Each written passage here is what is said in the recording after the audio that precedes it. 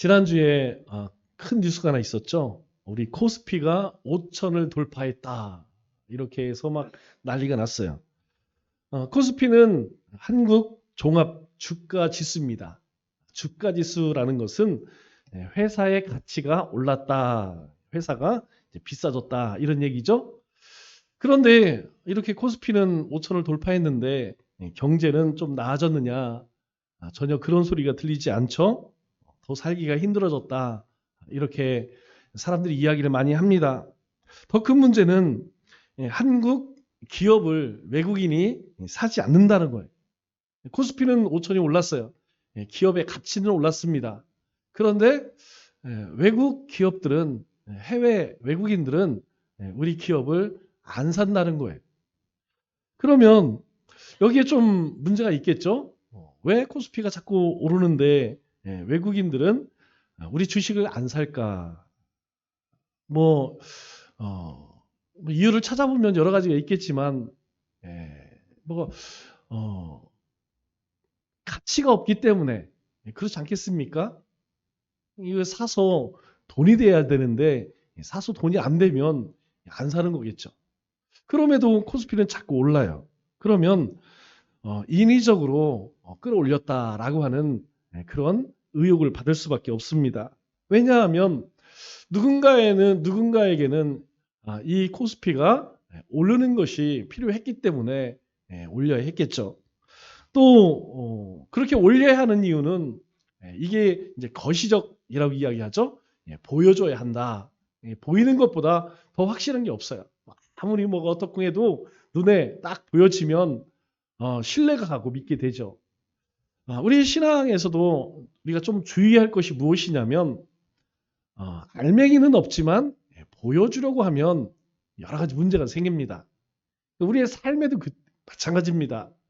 우리의 삶에도 이 내실이 있어야지 내실은 없지만 보여주기 위해서 허세를 떠는 것 이것은 결국 자신의 삶을 망치는 것이죠. 세상 사람들이 교회에서 이야기를 해보면 교회에 대해서 이야기를 해보면 그런 이야기를 많이 해요. 요 주변에 있는 이제 우리 이웃들과도 이야기를 하다 보면 사람들은 교회에 대해서 어떻게 생각하느냐? 강단 위에는 목사님이 있고 아래에는 성도들이 있고 또 목사님은 말하고 성도들은 듣고 또 목사님은 일하고 성도들은 평가하고 그래서 사람들이 교회는 목사님이 참 일을 많이 한다. 잘 모르는 사람들은 목사님을 주지 목사라고 이야기하는 사람도 있다고 그랬죠? 왜 그러느냐? 항상 교회에는 목사님만 보여. 그럴 것이 우리가 평상시에는 다 출근을 하죠. 직장을 다닙니다. 그런데 목사님은 교회에서 일을 하니까 항상 목사님은 교회에 있죠. 그러니까 사람들 눈에는 항상 교회의 일은 목사님 혼자 다 하는가 보다 이런 생각을 많이 해요. 그런데 사실 이 말 자체가 이미 교회가 잘못된 구조라는 것을 우리에게 보여주는 증거이죠. 왜냐하면 성경은 한 번도 교회를 목사가 일하는 곳이라고 정의한 적이 없습니다. 교회는 그리스도의 몸이다 이렇게 말씀하고 있죠. 몸에는 구경꾼이 없습니다. 다시 이야기해서 우리 몸에는 필요치 않은 것이 없다는 것이죠. 손도, 발도, 눈도, 귀도, 콧구멍도 모두 열일을 하고 있습니다.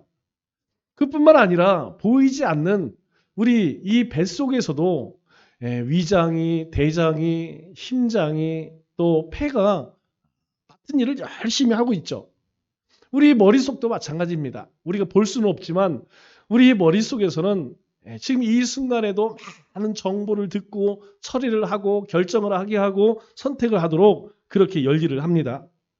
오늘 본문 말씀은 하나님께서 설계하신 이 교회의 작동 원리를 우리에게 잘 보여줍니다. 우리는 이 말씀을 통해서 이 교회 안에서 누가 일하고 또 누가 교회를 세워나가는가를 분명히 확인할 수 있는 것이죠. 먼저 하나님은 왜 목사를 교회에 세웠을까? 11절 말씀 보니까 이렇게 말합니다. 그가 어떤 사람은, 여기서 그는 예수님을 이야기하죠. 하나님은 어떤 사람은 사도로, 어떤 사람은 선지자로, 어떤 사람은 복음을 전하는 자로, 어떤 사람은 목사와 교사로 삼으셨으니, 이렇게 말씀하고 있어요. 이 11절 말씀에 나오는 이 직분자들, 이들 모두의 공통점이 하나 있습니다. 이 공통점이 무엇이냐면 말씀을 맡은 전문 사역자라는 것이죠. 사도는 복음이 없는 곳에 가서 교회를 세웁니다. 그리고 선지자는 하나님의 뜻을 대변하고요. 그리고 복음을 전하는 사람은 믿지 않는 사람들에게 믿도록 복음을 전하는 사람들입니다. 그리고 목사와 교사는 성도를 가르치고 양육하는 사람이죠. 그러면 이 사람들이 왜 교회에 필요할까요? 12절 말씀을 보니까 이렇게 말씀합니다. 이는, 이런 사람이 있어요. 이런 사람을 하나님께서 세우셨습니다. 이는 성도를 온전하게 하여 라고 말씀하고 있죠. 즉 여기서 방향이 정해지죠. 하나님은 목사를 교회를 위해 주신 것이 아니라 성도를 위해 주셨다라는 것을 우리가 분명하게 알 수 있습니다. 그래서 성도를 온전하게 하여, 왜 이 전문 말씀 사역자들을 주셨느냐? 성도를 온전하게 하기 위해서 주셨다라고 말씀하고 있습니다. 그러면 온전하게 한다, 온전하게 하다, 이 의미가 무엇이냐면 부러진 뼈를 맞춘다라는 의미를 가지고 있어요. 어떤 사람도 뼈가 부러졌는데 걸을 수 있는 사람 없습니다. 뼈가 부러져 본 분들은 알아요. 이 뼈가 부러지면 얼마나 아픈지 꼼짝을 못합니다. 그래서 이 부러진 뼈를 맞춰야 돼요. 그게 온전한 것입니다. 또 두 번째 의미는 어망을 수리하다라는 의미를 가지고 있어요. 고기 잡는, 우리가 어렸을 때 이제 소쿠리로 고기도 잡아보고 또 뜰채도 잡아보고 했죠. 그런데 여러분, 구멍이 나면요, 골로 고기들이 다 빠져나갑니다. 그래서 어부들이 고기를 잡을 때 이 어망을 늘 수리를 해야 돼. 잘 수리해야 돼요. 왜냐하면 조그만 구멍만 있어도 그걸로 다 빠져나가죠. 그래서 이 온전하다라는 의미는 어망을 잘 수리한다, 이런 의미를 가지고 있습니다. 이 말은 윤리적으로 착한 사람을 만드는 것이 아니라 하나님의 사역으로, 하나님의 사역자로 그렇게 세워지도록 가르친다라는 의미를 가지고 있는 것이죠. 즉 이런 전문 말씀 사역자를 주신 이유는 이 성도들을 착하게 윤리도덕적으로 그렇게 세우기 위함이 아니라 하나님의 나라의 일을 잘 감당할 수 있도록 가르친다, 이런 의미이죠. 그래서 교회는 착한 사람 만드는 양성소가 아닙니다. 교회는 제자를 준비시키는 훈련소라는 것이죠. 그러면 무엇 하려고 그렇게 해야 할까요? 이렇게 이야기합니다. 오늘 12절 말씀을 보니까 봉사의 일을 하게 하며, 이 봉사라는 의미가 뭐냐면 시중들다 라는 의미를 가지고 있어요. 시중을 있는 사람들에게는 종들이 있죠. 종들이 주인을 위해서 시종든다. 또 두 번째 의미는 섬기다, 헌신한다 라는 의미를 가지고 있어요. 섬기는 일 위해서 성도를 온전케 그렇게 훈련을 시키는 것입니다. 중요한 것은 이 봉사의 주체가 누구냐 하는 것이죠. 봉사의 주체는 목회자가 아니라 성도다라고 말하고 있죠. 즉 목사와 교사는 봉사를 독점하는 사람이 아니라 봉사를 가능케 만드는 사람이다 라는 것을 우리에게 말씀해 줍니다. 그러면 왜 그렇게 해야 할까요? 그 이유가 무엇이냐면 하반절에 그리스도의 몸을 세우려 하심이라, 이렇게 말하고 있습니다. 여기서 세운다라는 말은 집을 짓다 또는 공동체를 세운다, 이런 의미예요. 그러니까 그리스도의 몸을 세우기 위해서 봉사의 일을 감당케 하고 그 일을 위해서 이 말씀을 가르치는 자들이 성도를 훈련시킨다는 것이죠. 여기서 목적도 분명합니다. 그렇게 하는 목적이 무엇이냐? 이건 어떤 개인의 만족이나 어떤 프로그램을 확장하는 것이거나 숫자를 늘리려고 하는 것이 아니라는 것이죠. 그리스도의 몸, 즉 교회를 실제적으로 성숙케 하기 위해서 그렇게 한다는 것이죠. 즉 교회의 성숙이 바로 목표라는 것입니다. 엊그저께 U23 이하 축구 경기가 있었어요. 그러니까 이 20살 이하의 이제 젊은 사람들이 있죠. 아시아권에 있는 U23 아시아 대회가 있었어요. 그런데 우리나라가 베트남에게 졌습니다. 3, 4위전에서. 왜 결승에 못 갔느냐? 결승에 못 간 것은 일본에게 졌어요. 일본에게 져서 이제 3, 4위 결정전에서 베트남에게 승부차기 끝에 졌어요. 이제 우리는 뭐 졌으니까 아니 뭐 졌구나. 다음에 잘하면 되지. 여러분 그렇게 생각하죠? 그런데 베트남은 틀립니다. 뉴스를 보니까 베트남은 지금 난리가 났어요. 한국을 이겼다는 것이죠. 이제까지 한 번도 이겨본 적이 없는데 처음으로 한국을 이겼어요. 그런데 그 베트남 감독이 한국 사람이에요. 박항석 감독이 아니라 그 뒤를 이어서 한국 감독이 베트남 대표팀을 맡고 있어요. 그래서 막 지금 베트남은 막 완전 축제 분위기입니다. 그런데 한국은 어떨까요? 한국 일반 사람들은 모르는 사람들 태방인이고 또 이 축구 팬들은 분노를 하죠. 야, 어떻게 한국 축구가 베트남에게도 지냐? 난리가 났습니다. 이 축구팀에서 여러분 감독이 내가 볼을 예전에 잘 찼으니까 내가 직접 뛰어야겠다. 그렇게 감독이 뛰어다니면서 골을 넣는다면 그 팀은 망합니다. 감독의 일은 어떤 일이 있냐? 선수들을 잘 훈련시키는 거예요. 자기가 왕년에 아무리 축구 선수로서 명성이 있고 그리고 기술이 좋고 골을 많이 넣었다 할지라도 감독이 할 일은 무엇이냐면 선수들을 잘 훈련시키는 겁니다. 선수가 뛰고 감독은 선수를 훈련시키는 것이죠. 교회도 똑같다는 것입니다. 목사가 뛰는 교회는 얼마 못 가요. 몇 걸음 못 뜁니다. 그러나 성도가 뛰는 교회는 다르다는 것이죠. 우리 헬스장에 가면 헬스 트레이너가 있어요. 물론 뭐 그냥 해주는 데도 있지만 대부분은 이제 비용을 내죠. 이 헬스 트레이너가 하는 일은 회원들이 운동을 잘 할 수 있도록 가르칩니다. 왜냐하면 처음에 우리가 헬스장에 가면 뭐 이거 들고 쉬워 보이죠? 예, 그냥 합니다. 그런데 그렇게 해서는 우리 시간에 비해서 효율이 떨어져요. 우리가 팔 운동을 하든 다리 운동을 하든 허리 운동을 하든 어떤 운동을 하든 바른 자세로 정확하게 해야지 힘이 들어가.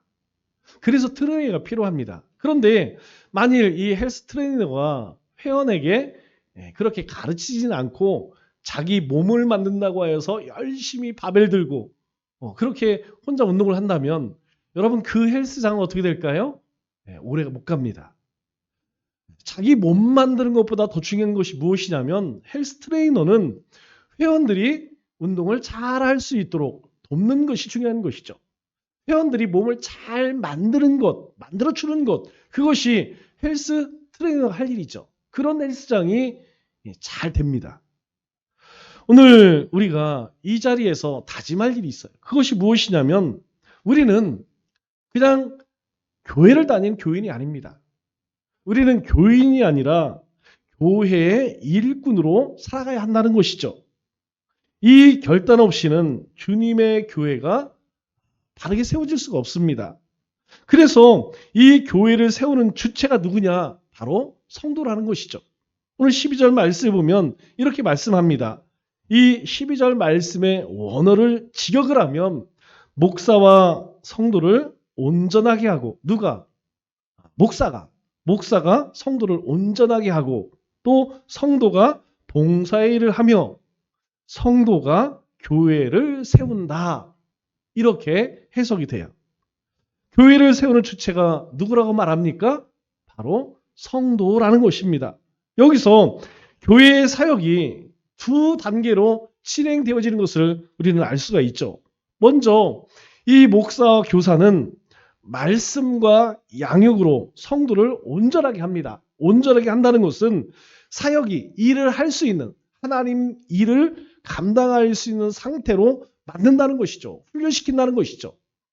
그래서 여러분들이 그동안 우리가 성탐도 했죠? 전도훈련도 받았죠? 기도하는 것도 훈련받았죠? 그리고 가장 기본적인 기초 지식들을 계속해서 교육을 받습니다. 이렇게 우리가 교육을 받고 훈련을 받는 이유는 무엇이냐? 바로 온전하게 되기 위해서. 온전해야만 할 수 있지. 온전하지 못한 사람이 주님의 일을 감당할 수 있습니까? 그럴 수 없죠. 그 다음에는 성도가 봉사의 일을 감당하는 것이죠. 이 봉사의 일이라는 것은 어떤 일입니까? 바로 교회 안에 섬김과 돌봄과 실제 사역들, 그것들을 감당한다는 것이죠. 그 결과가 하나님의 몸, 교회가 세워지게 되는 것입니다. 그러니까 이 말씀을 맡은 자들은 잘 가르치고 훈련시키고, 또 이 성도들은 그것으로 잘 배워서 실제적인 사역들을 감당할 때에 바로 교회가 세워지는 것이라는 것이죠. 이 두 가지가 균형이 잘 맞아야 합니다.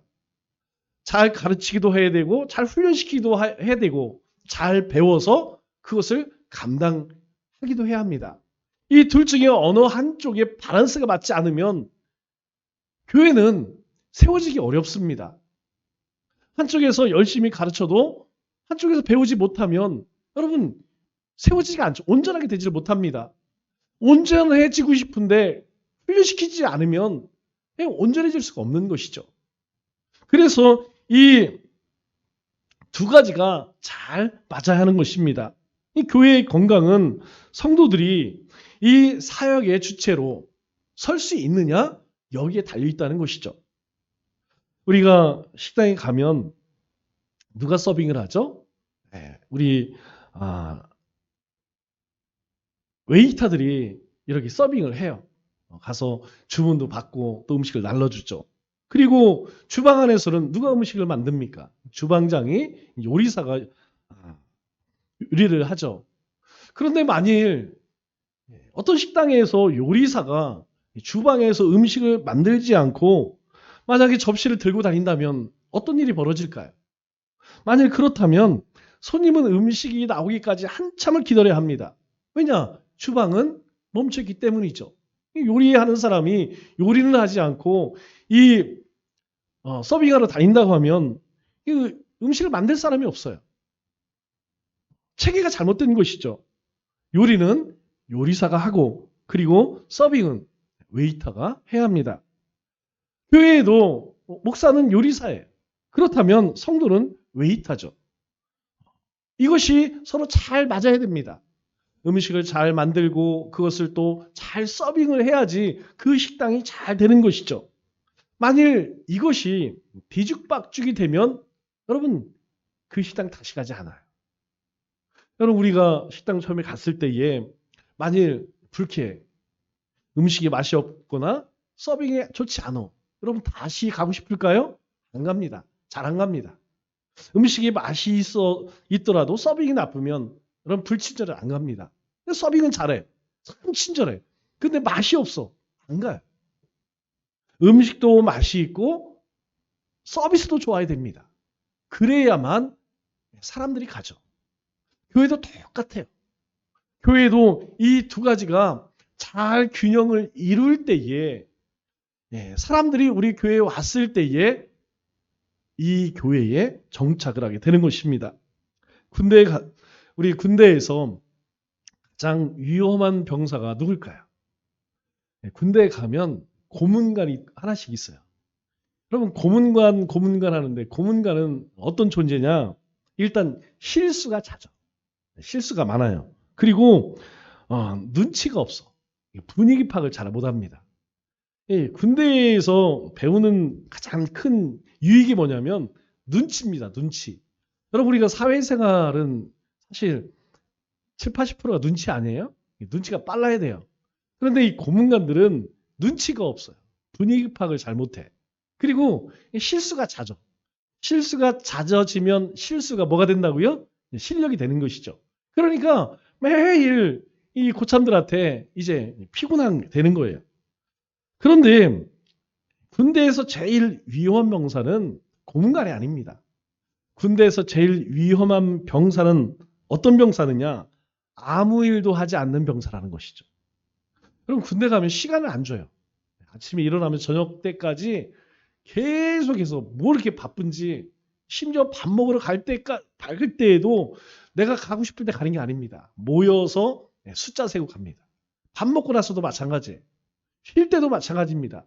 쉬기 전에 인원 점검하고 끝나면 또 인원 점검하고 쉴 시간에 뭐 방독면 닦거나 총 닦거나 뭐 세탁해라 뭐 손톱 별거 다 시킵니다. 이게 시간을 잘 안 줘요.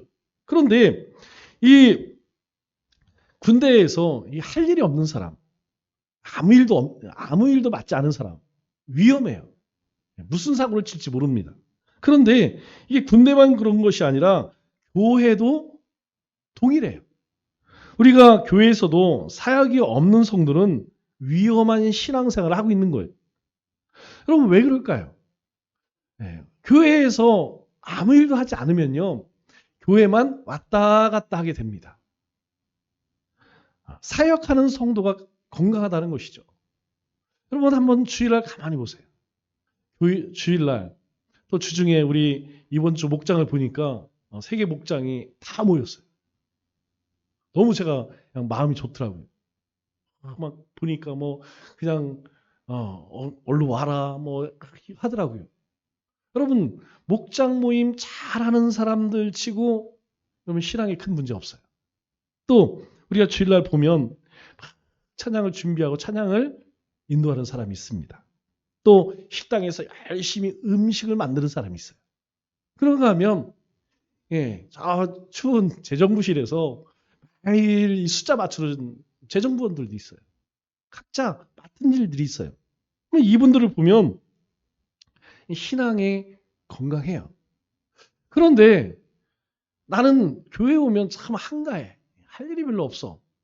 여러분 이런 신앙생활을 하고 있다면 그거는 위험한 신앙생활을 하고 있는 거예요. 신앙생활은 하나님께 받은 사명을 감당하는 것입니다.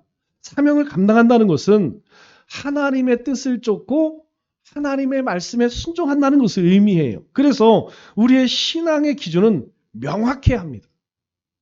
사도 바울이 오늘 13절로 15절에 이렇게 이야기를 합니다. 우리가 다 하나님의 아들을 믿는 것과 아는 일에 하나가 되어 이거 누가 가르치죠?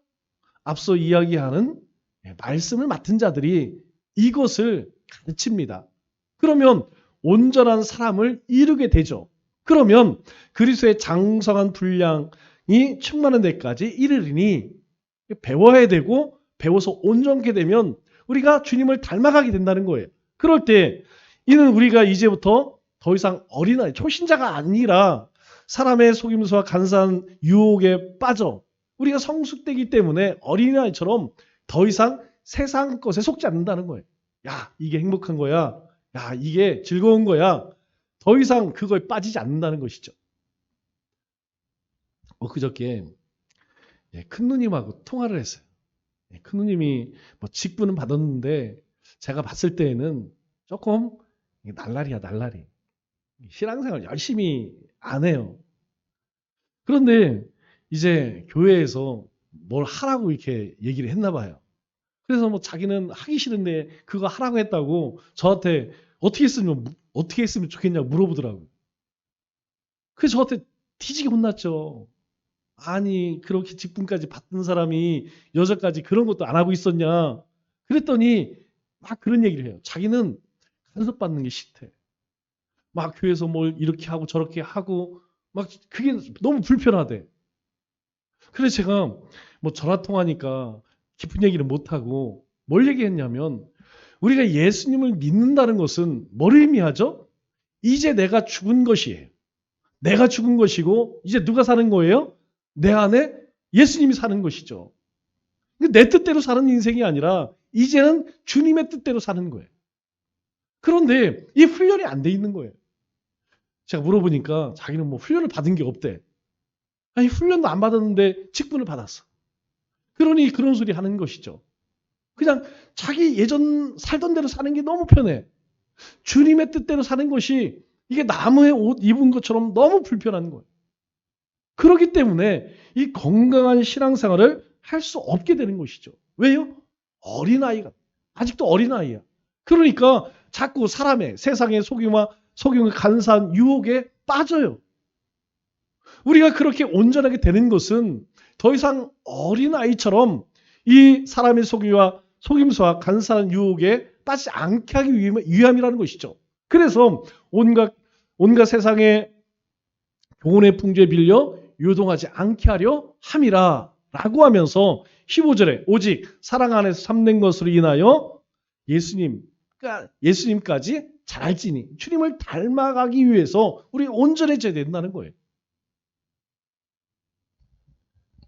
여러분 얼마나 교회를 오래 다녔냐가 중요한 것이 아니라는 것입니다. 또 우리가 얼마나 헌금을 했느냐, 어떤 직분을 받고 있느냐 이거 별로 중요하지 않다는 것이죠. 더 중요한 것은 무엇이냐면 나는 주님이 나에게 맡겨주신 일을 얼마나 잘 감당하고 있느냐. 즉 나는 누구를 돌보고 있느냐. 나는 또 누구의 신앙을 잘 세워주고 있느냐. 이걸 봐야 한다는 것이죠. 왜냐하면 결국 하나님께서 말씀을 맡은 자들을 세운 이유는 누구를 위해서라는 거예요? 교회를 세우기 위함이라는 거예요. 그것을 위해서 성도들을 온전케 그렇게 한다는 것이 훈련시킨다는 것이죠. 그러면 오늘 우리 가운데 내 삶에는 누구를 돌보고 있냐는 거예요. 나는 누구를 돌보고 있냐는 거예요. 나는 누구의 신앙을, 다른 어떤 사람의 신앙을 세워주고 있느냐는 것이죠. 우리가 한번 가만히 생각해 보면 여러분 혹시 나 때문에 살아난 사람이 있습니까? 나 때문에 살아난 사역이 있습니까?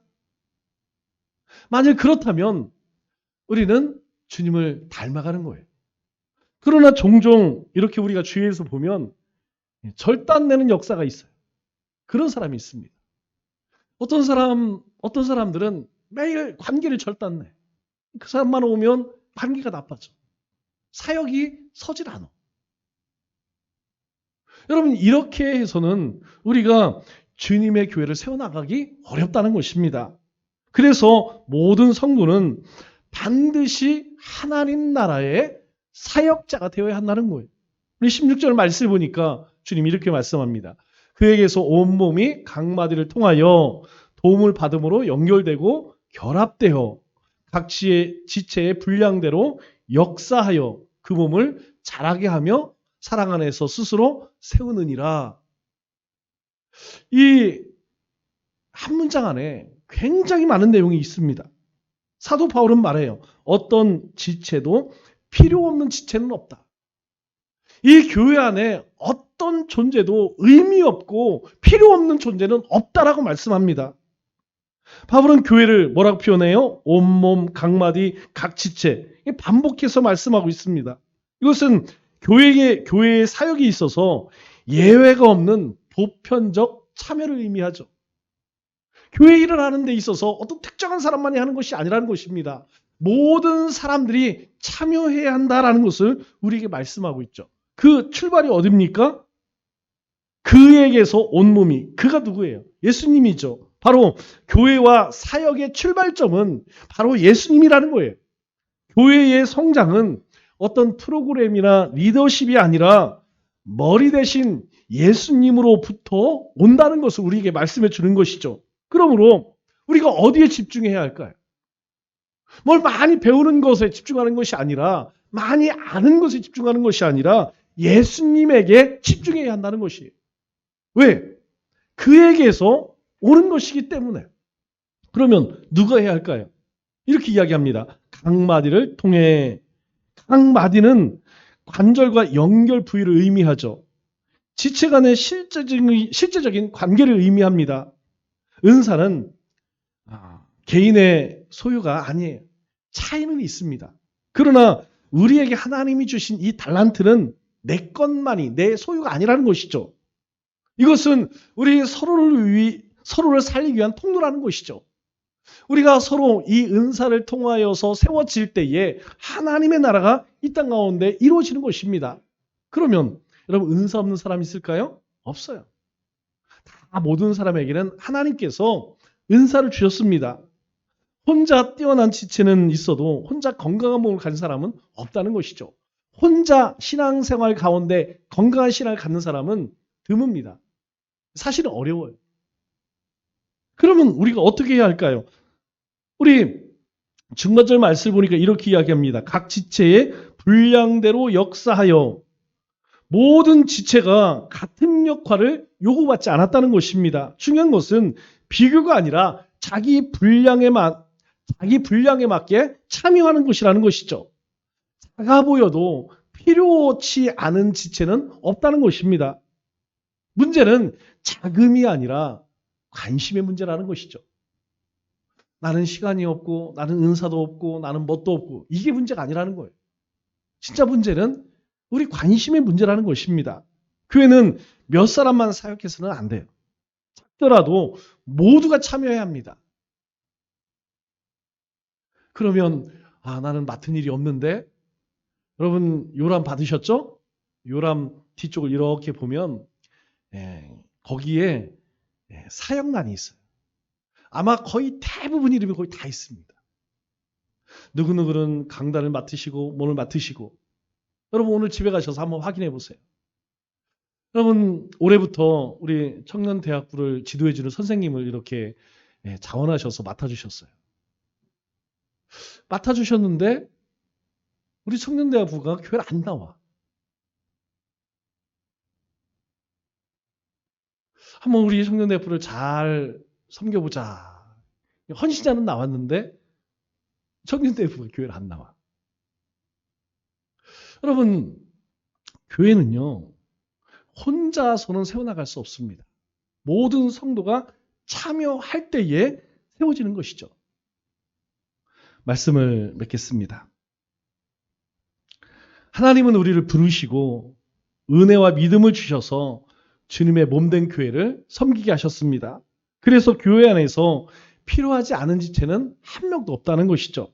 우리 모두가 하나님이 주신 이 믿음의 분량대로 쓰임받을 때에 교회는 건강해지고 하나님 나라가 이 땅 가운데 임하는 것입니다. 올 한 해 하나님께서 나에게 주신 자리에서 우리 믿음의 분량대로 섬기고 또 헌신함으로 하나님의 나라와 그리스도의 몸을 건강하게 세워나가는 우리 믿음의 권속들 다 되시기를 주님의 이름으로 축원합니다.